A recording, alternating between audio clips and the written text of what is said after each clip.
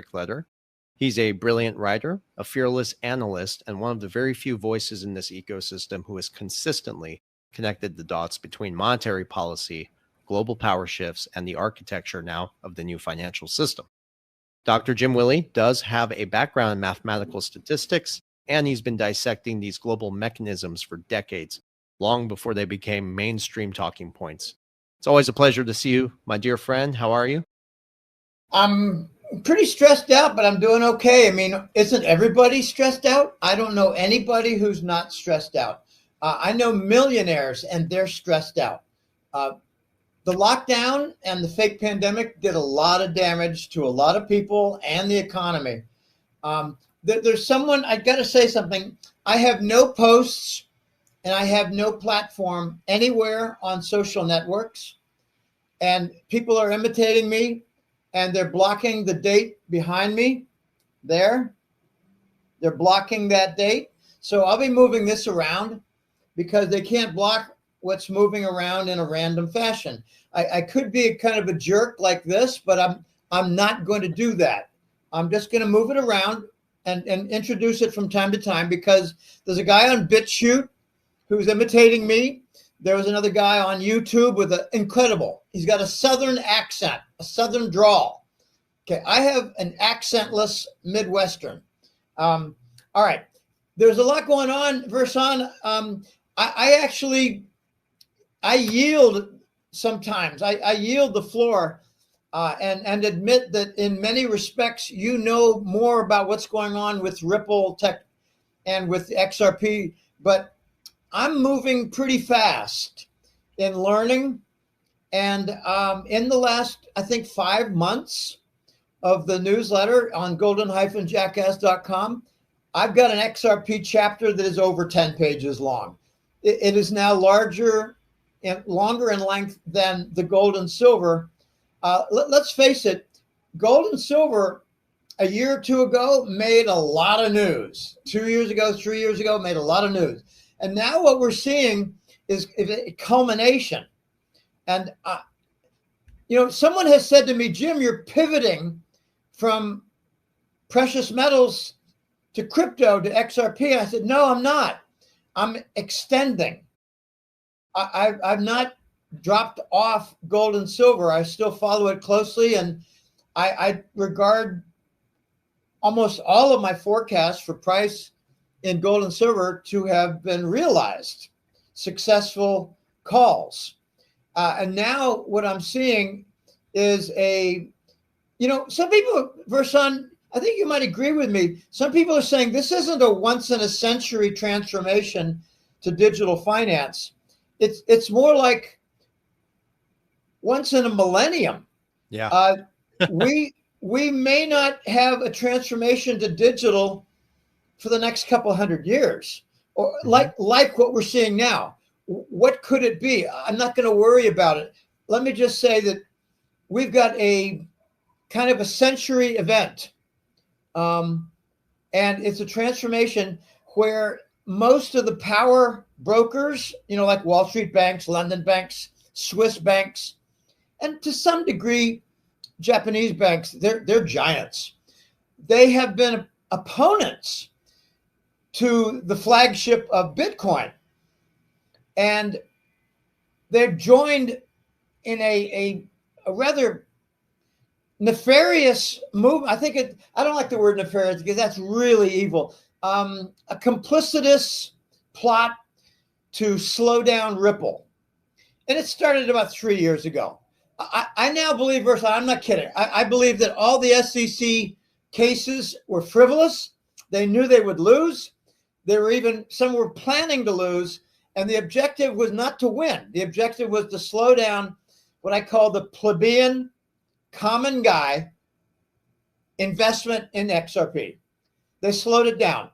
I mean, how many different exchanges banned XRP? I mean, I just learned, and I wasn't aware of this. I learned something all the time. There are a few exchanges that ban Canadian clients. I didn't know that. So a friend of mine in Toronto was talking to me. So what we have now is after 2 or 3 years of lawfare, let's face it, using the SEC to slow down Ripple and to cripple them and to eliminate private, I call them plebeians. We're plebeians. We're little guys, all right? We're not whales. We're not even big fish. We're plebeians. When I was in the YMCA, I was on a swimming team when I was a little kid, like 10, 11, 12, 13 years old. I wasn't a great swimmer. I was just a good swimmer. And you had minnow, flying fish, shark, and whale. So when you hear the whale being mentioned, I think of, okay, well, who are the flying fish? Well, we're minnows, okay? We're little people. And I call them plebeians at the same time. There are not many people who own, like us, who own XRP. I heard that it's 2% of all the XRP is held by people who have 10,000 coins or more. 1% of the XRP is held by people, plebeians, plebes, who have 50,000 coins or more. It's only 1%. So, when people say, oh, they're knocking down the XRP price because they're trying to shake us out, there's not many people to shake out. They're not, I don't think they're shaking out. I think what we have is corresponding decline because a lot of different altcoins are down. There's not a lot to be gained. If they take it down to $2 flat or to $1.95, they're not going to realize another billion coins. It's not going to happen that way. So it's really, and this brings up a really important point of mine regarding XRP. I believe that there is a quid pro quo going on where Ripple executives and maybe, let's face it, they might know 5 or 7 whales, okay? I don't know. They're not going to tell us. They're not going to say, hey, well, we got a buddy who's over in Morgan Stanley and he's a whale and he does favors. No, they're not going to talk like that. They're not going to tell you what they're doing. But my guess is the following. Ripple and the executives and a certain group of whales are working with the coin exchanges. And as we know, they're down 80, 90% in their exchange wallets. I call that the exchange inventory of XRP. Inventory works the same way. Their inventory, their exchange wallets, it's available there for purchases. I've had a couple of people tell me, I worked with Coinbase, I couldn't get it. They said they didn't have any XRP. Okay, this is already starting to happen. So here's my point. The whales and Ripple, in addition to some coin exchanges, are facilitating a magnificent multi-billion coin accumulation by BlackRock, JP Morgan, let's just say et al. Okay. And who's et al? Bank of New York Mellon, Bank of America. If Goldman Sachs isn't there, I'll eat my shorts. You know what I mean? They're everywhere. The giant squid is everywhere. So what does Ripple and Garlinghouse and this vice president, what do they want in return for facilitating a multi-billion coin accumulation by the big financial firms, including JP Morgan and BlackRock? And I think they're trying to get like 5 billion each, 3 billion coins each. What does Ripple want? A bank license. Fair enough. What else do they want? They want a lot of cooperation, and they probably got it at the Ripple Swell meeting. I think it concluded yesterday, the conference. They had 20 major financial firms represented there. Maybe it's not just they want the Ripple Bank license. It's Ripple Bank Trust. Interesting name. Okay, I tend to think anyone who names themselves trust, they want your trust. Okay, so that's interesting. I think Ripple wants cooperation to become the global bridge asset standard. They want cooperation. They're going to say, hey, look, JP Morgan, we'll enable you to earn like $100 billion. Work with us. Be our partners. You're not going to work under Ripple. You're going to work with Ripple. This is one of the wonderful things that Ripple does. They make partnerships. Agreed. And that was evident with the squabble with respect to SWIFT. SWIFT came out and said something stupid and dishonest. We're working with consensus, and we're going to, build our own transfer system. We're not going to use XRP, and we're going to build it on the Ethereum rails. Oh, golly, just try rotating on this, because it turned out that Thunes, which I don't know exactly, I think they had about 11,000 banks involved in their consortium. They're all using XRP with Swift transfers. Okay, so Swift is a liar. What's Swift's problem? They don't believe in a win-win. They believe in a win-lose. So they won, and they said Ripple lost. They're working with consensus. Who cares? Maybe they'll have something in a couple of years, whereas Ripple had something 3 or 4 years ago. Okay, okay. Swift, here's my prediction. Swift is going to crawl on their knees and kiss the Ripple ring and ask for XRP cooperation. That it could happen in the next 4, 5, 6 months. Okay, there's another big issue that I've got with respect to XRP. It's not so much a forecast as it is an interpretation. The second big thing, you've got the NASDAQ and it's 52 trillion that they want to tokenize. And that includes the FANGMATs, the Magnificent Seven. Those are gigantic. Many of them are over $1 trillion in market cap. Okay. You've got the DTCC, and they're talking about tokenizing derivatives. My gosh, that's not billions, that's trillions. Okay. Yeah. You've also got, 30 or 50, I lose track, 50 central banks that are now integrated with XRP. Okay. You've got a number of different, by the way, that Ripple just announced a MasterCard relationship. So wasn't that supposed to be XLM's domain, Verson? Domestic XLM? Sorry. Whole different discussion. Actually, there's a complementary relationship there, but another time. Another time. Well, the way I like to summarize it in very simple terms is wherever XRP competes, they win. Yeah. Okay. All right. So here's the point, the second point. I mentioned the first about the accumulation in return for a Ripple Bank and global standard. The second point is if a big player like NASDAQ, like the DTCC, like a group of central banks, like in the BRICS, the central banks work a little bit more unified. Where the volume is bigger, the savings is bigger. Where the savings is bigger, it's billions. Where the savings is bigger and the volume is bigger, it goes hand in hand with the requirement of a much higher XRP price, like 500 minimum, 1,000. And we're a long way from there. I've got a few clients that say, what is going on? It's now can't even hold $2.50. I said, don't let them shake you out. They're not going to shake out very many. This is a tree that does not have much fruit on those low-lying branches. There's not much fruit on there. They're wasting their time. Okay, so where the big savings comes for the big players, they're going to be the ones requiring $1,000 price or 500. I don't like people saying, "Oh, you're nuts. You're nuts talking about 1,000." Okay, call it 200 or 500.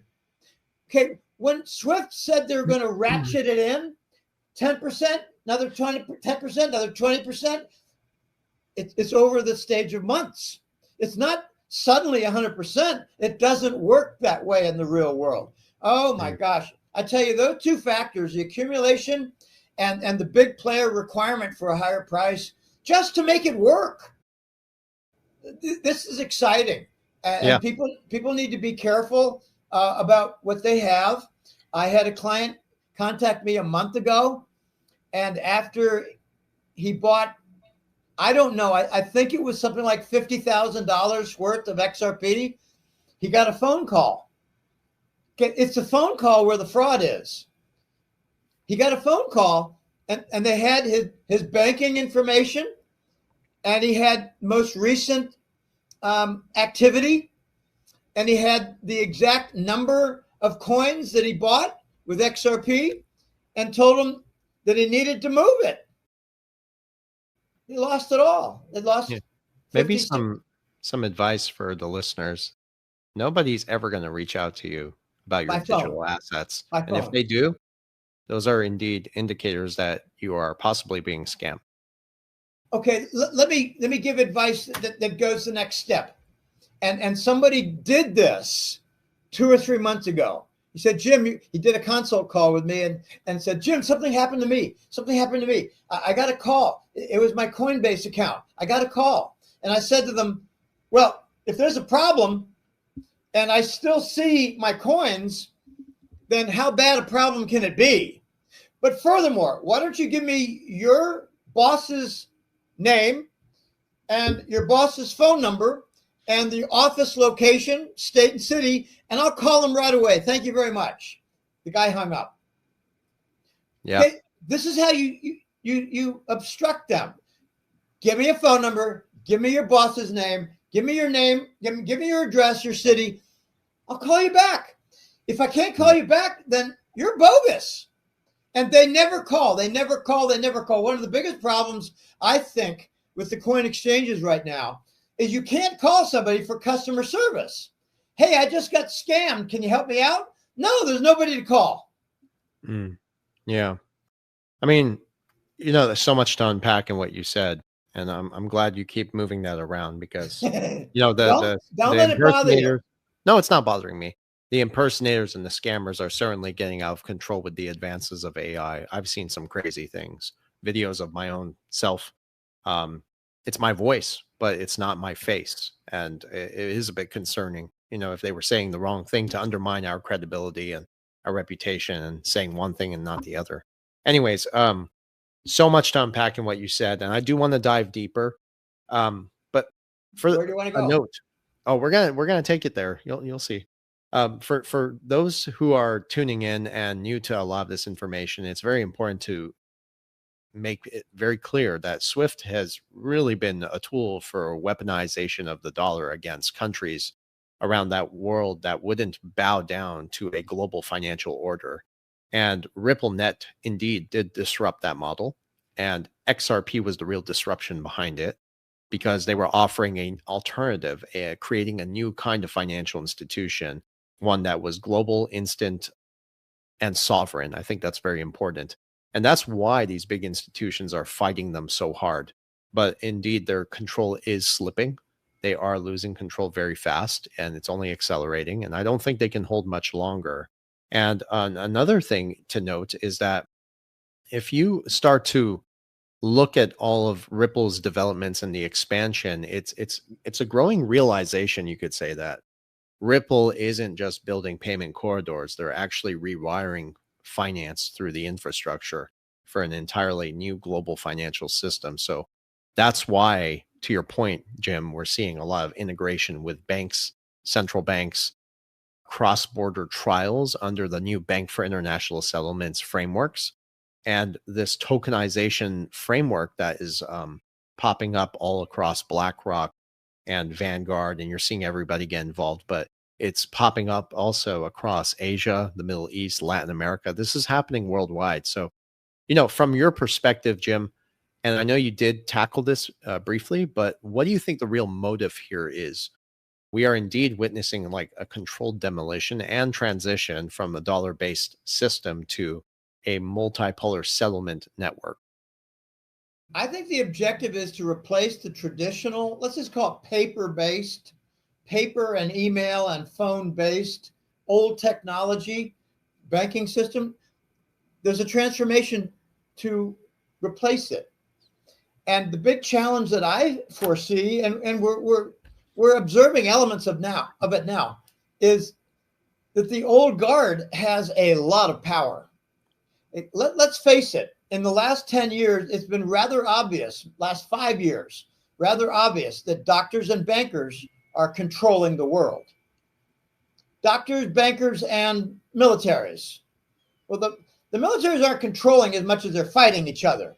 But, where does the power lie?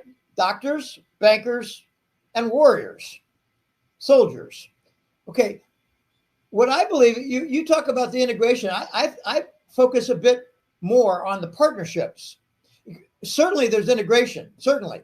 and expansion and building out the infrastructure. Yeah, but that is being done now in a very astute manner by Ripple with their acquisitions.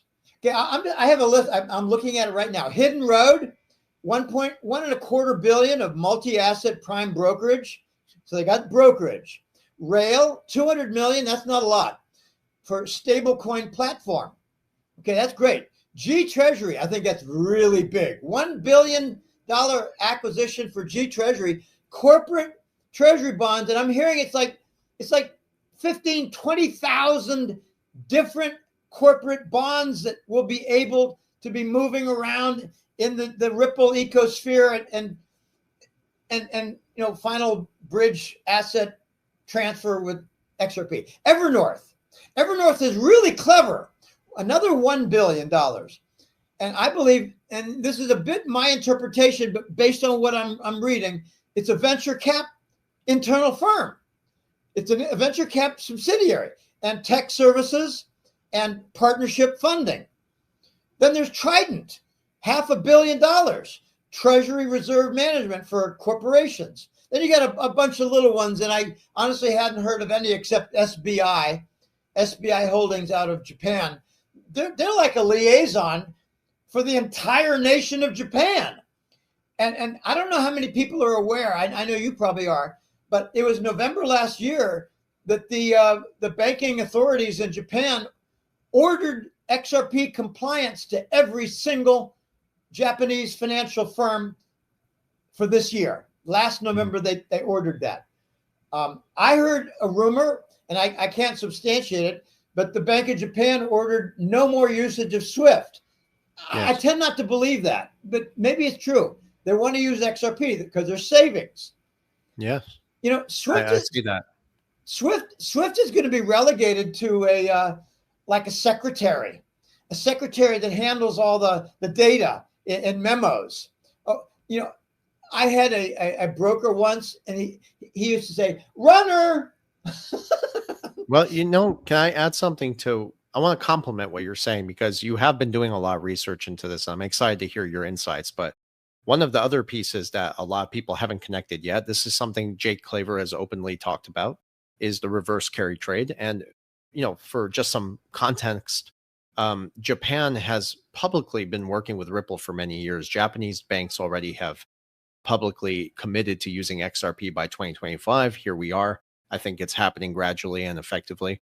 But they have been preparing for this very scenario because systemic stress is hitting global liquidity markets, and that's tying us back into the dollar. But as more money is going to flow back into Japan and the credit markets are going to come under more pressure, this is when you're going to have this necessity, this need for some sort of neutral instant settlement system that's outside of the dollar or even the yen.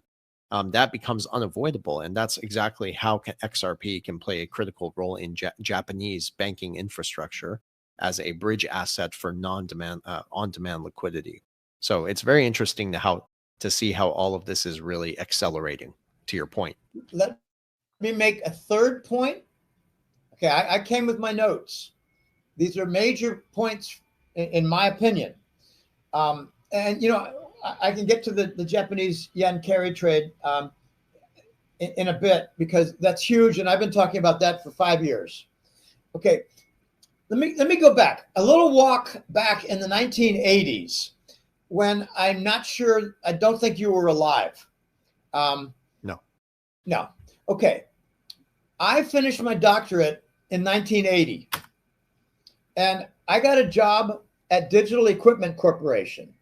Mm-hmm. And 4 years later, I left the quality control area of that business.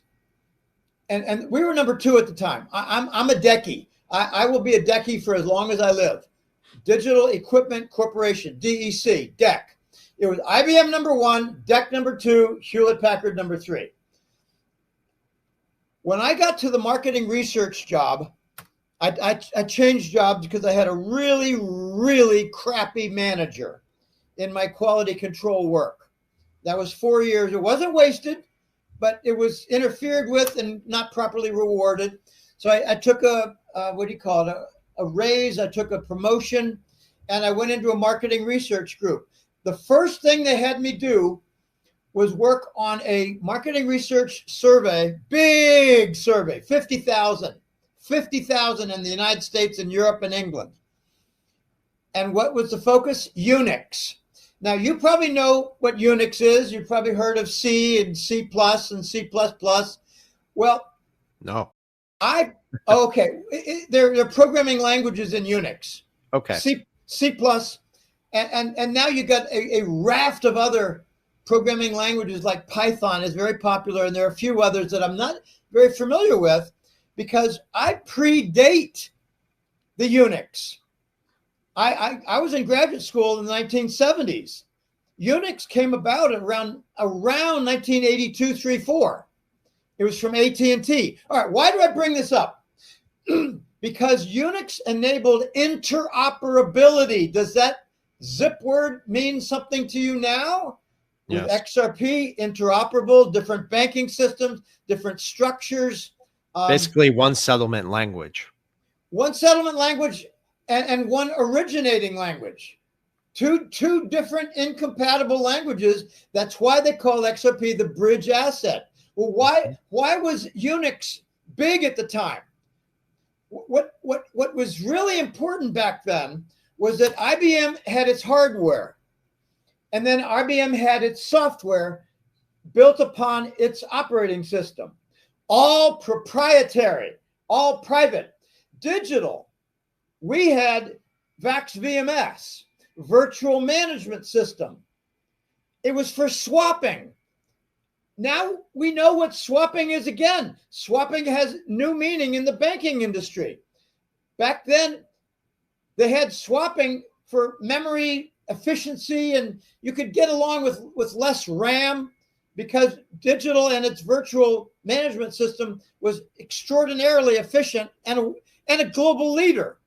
Okay, so if you had a bunch of software and you had 10 years invested in it at IBM, and then suddenly you're working with a new hardware system like Hewlett-Packard or Honeywell or Burroughs or Digital DEC, can you move that software over? No, you could not. No, you could not. It was not interoperable. Unix was interoperable.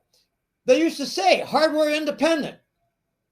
And we thought, holy shit, we're going to lose our software business. And we did. And we did. So the competition pretty much killed you with the tech. They killed us with the tech to make the interoperable. Now, Right. what we've got now is that XRP is interoperable. You can have one banking system like from JP Morgan, and they communicate with a Rome bank, or communicate with a Brussels bank, or a Frankfurt, Germany bank, and it's interoperable. So it doesn't matter. It doesn't matter. Dollars